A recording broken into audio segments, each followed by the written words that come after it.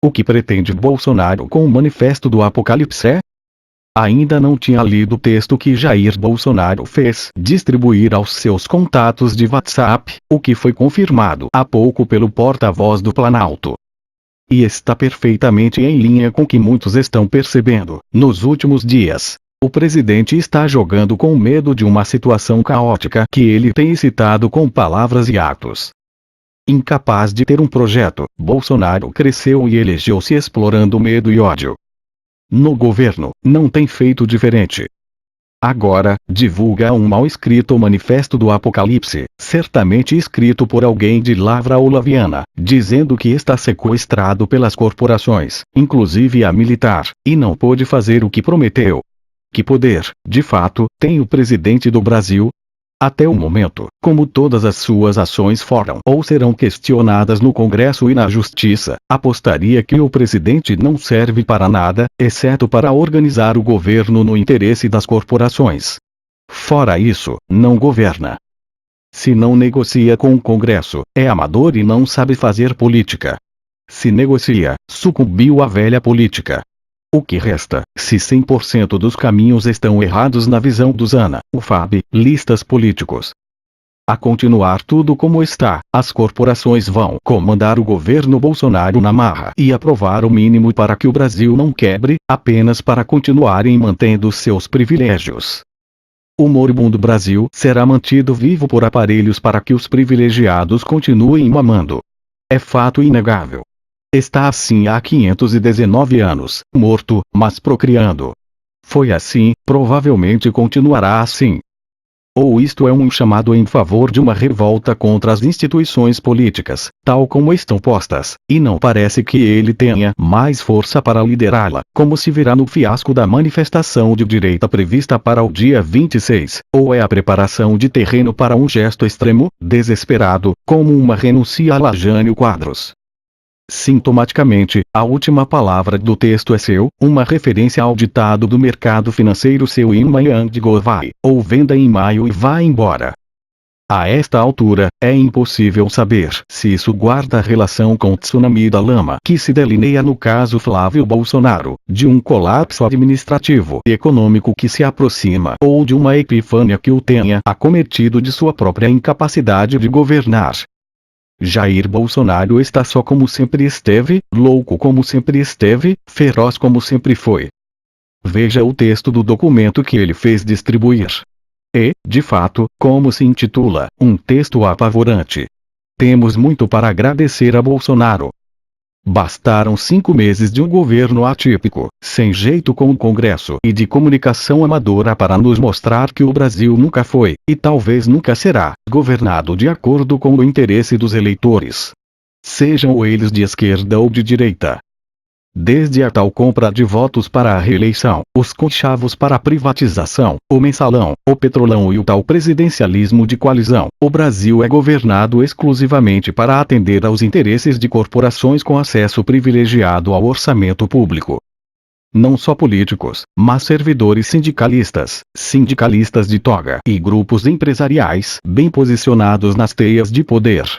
Os verdadeiros donos do orçamento.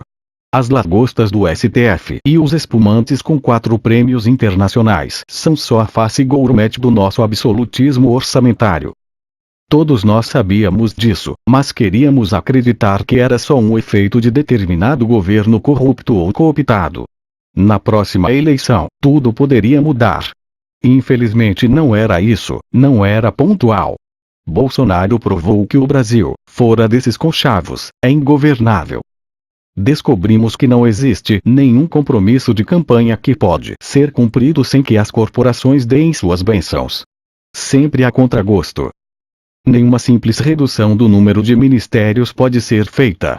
Corremos o risco de uma MP caducar e o Brasil ser obrigado a ter 29 ministérios e voltar para a estrutura do Temer. Isso é do interesse de quem? Qual é o propósito de o Congresso ter que aprovar a estrutura do Executivo, que é exclusivamente do interesse operacional deste último, além de ser promessa de campanha? Querem, na verdade, é manter nichos de controle sobre o orçamento para indicar os ministros que vão permitir sangrar estes recursos para objetivos não republicanos. Historinha com mais de 500 anos por aqui. Que poder, de fato, tem o presidente do Brasil? Até o momento, como todas as suas ações foram ou serão questionadas no Congresso e na Justiça, apostaria que o presidente não serve para nada, exceto para organizar o governo no interesse das corporações. Fora isso, não governa. Se não negocia com o Congresso, é amador e não sabe fazer política.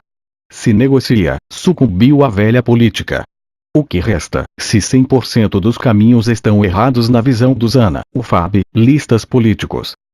A continuar tudo como está, as corporações vão comandar o governo Bolsonaro na marra e aprovar o mínimo para que o Brasil não quebre, apenas para continuarem mantendo seus privilégios.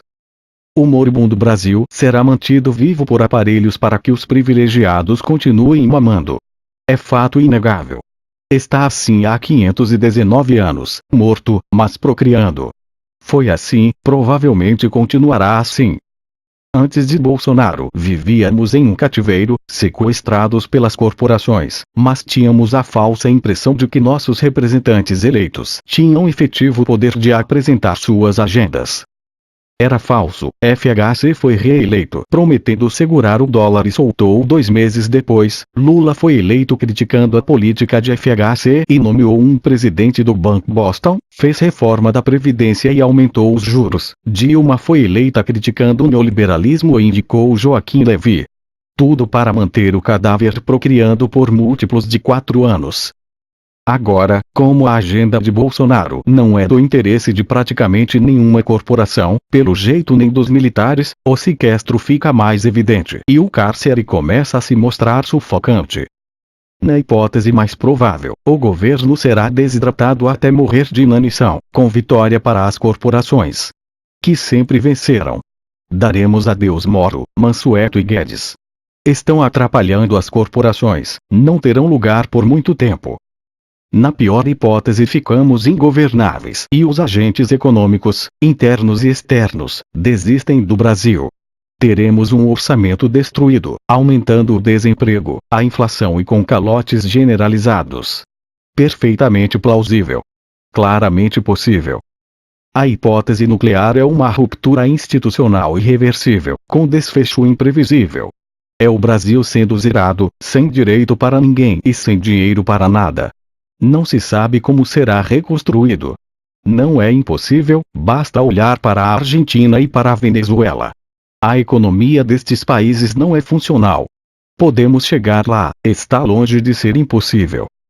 Agradeçamos a Bolsonaro, pois em menos de 5 meses provou de forma inequívoca que o Brasil só é governável se atender o interesse das corporações.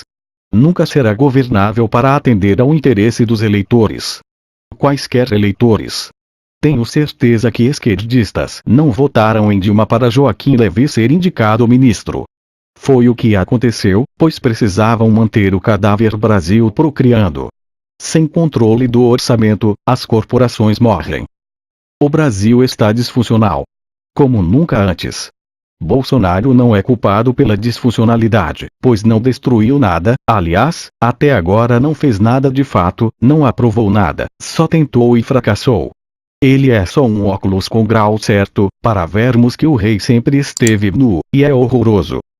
Infelizmente o diagnóstico racional é claro. Seu autor desconhecido.